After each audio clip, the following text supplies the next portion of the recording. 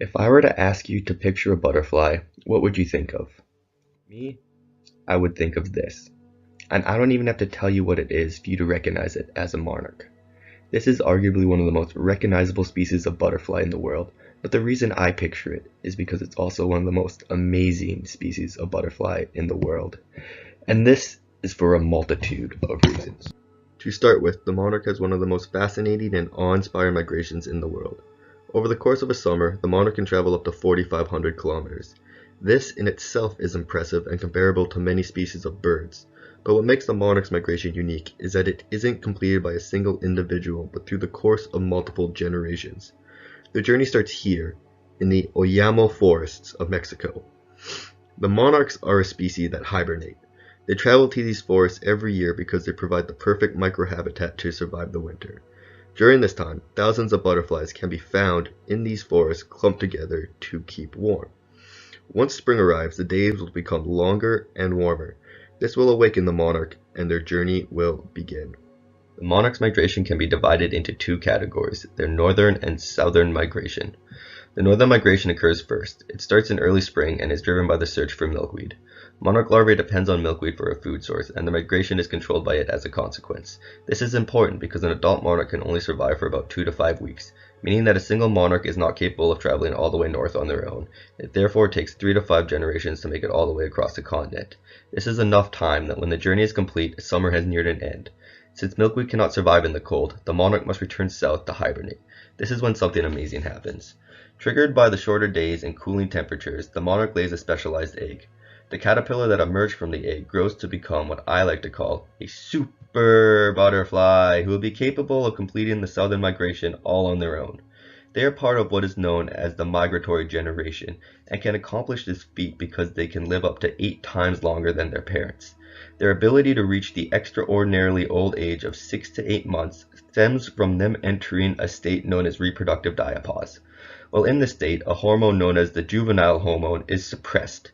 This hormone is responsible for aging in monarchs, and by suppressing it, the butterfly can significantly extend their life. This is how the butterfly survives this several-week journey south, where the butterfly will hibernate and start the cycle over again. As mentioned earlier, the monarch butterfly and milkweed form a close association with each other.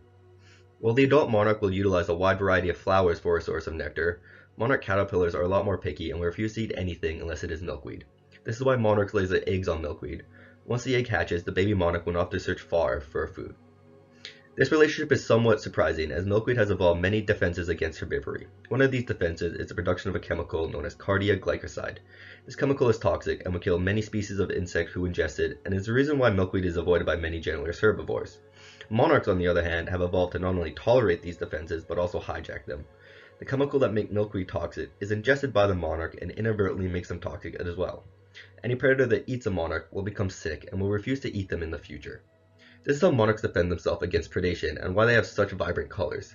The black, white, and yellow stripes on the caterpillar and the bright orange with black and white accents on the adult act to warn predators about their toxicity. This is known as aposematic coloration and is when a predator learns to associate bright colors and patterns with toxicity and avoid potential prey as a result. The strategy of aposematic coloration has been so successful that another species of butterfly, the viceroy butterfly, has developed similar features to the monarch. The viceroy is just as unpalpable as the monarch, and the two species have therefore developed similar colorations in order to warn predators of their toxic nature. This is known as malaria mimicry, and it occurs when two separate species develop similar characteristics to honestly warn predators to avoid them. Despite these unique adaptations, the monarch has been struggling. Data suggests that the monarch population has been declining for the past 45 years, with drastic declines occurring in the past couple of decades. This has sparked enough concern that there is currently a petition circulating the U.S. Fish and Wildlife Services urging them to list the butterfly as threatened under the Endangered Species Act. This brings to question what is causing the decline, and it is believed that there are 3 major factors contributing to the population loss. The first of these factors is that the monarchs are losing crucial overwintering habitat to illegal forestry. As mentioned earlier, the monarch migrate to the same forest each year to hibernate. This area is critical to monarch survival as it provides them with the perfect microhabitat to withstand the winter. The Mexican government, in an attempt to maintain the pristineness of the area, has protected it, designating it the Monarch Butterfly Biosphere Reserve. Illegal forestry, however, has been a problem in the reserve, and as these pictures from 2015 show, still a problem today. This habitat is crucial for the monarch, and its loss poses a significant threat to their population. The next factor that has threatened the monarch's population stems from changes in the agricultural system and the expansion of herbicide-resistant crops. Over the years, crops have been bred and modified to be able to withstand more and more herbicides. As a result, farmers have been using more and more herbicides to protect their crops. This is beneficial to the farmer as their crop will have the ability to grow and survive while competing plants will wither away and die. This increases the farmer's yields as well as their profits. The problem, however, is that one of the plants that is affected by the increase in herbicides is milkweed. Studies have found that the amount of milkweed across the United States, especially along the agricultural belt, is falling substantially. This affects the monarch because the monarch lays their eggs on milkweed and is the sole food source for the caterpillar.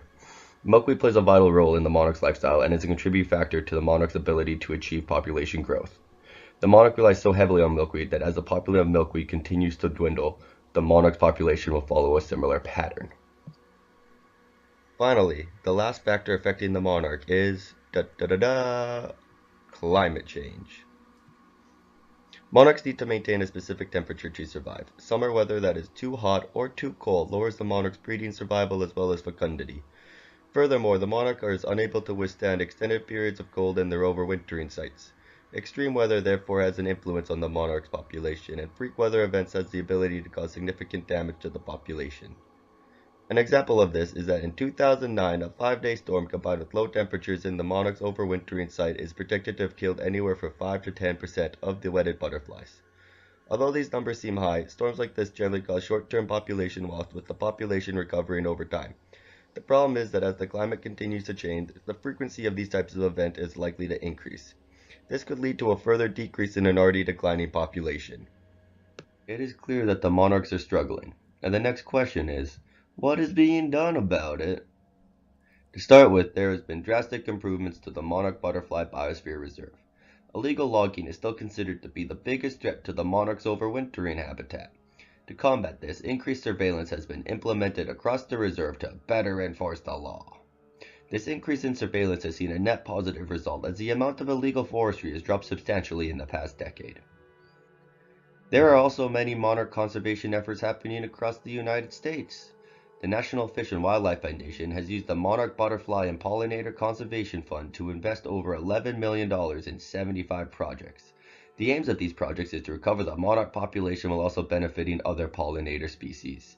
These investments have resulted in the restoration of 175,000 acres of land, the propagation of 785,000 milkweed seedlings, the collection of 981 pounds of milkweed seed, and the coordination of hundreds of workshops and meetings to raise awareness about monarch conservation.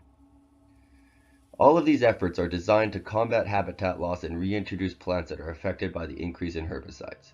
It is believed that by doing so, the monarch would be able to maintain its migration, which would lead to population growth and recovery. At the moment, the monarch is not considered to be threatened or endangered. By preemptively taking action to protect, conserve, and recover the monarch population, hopefully they will never have to be.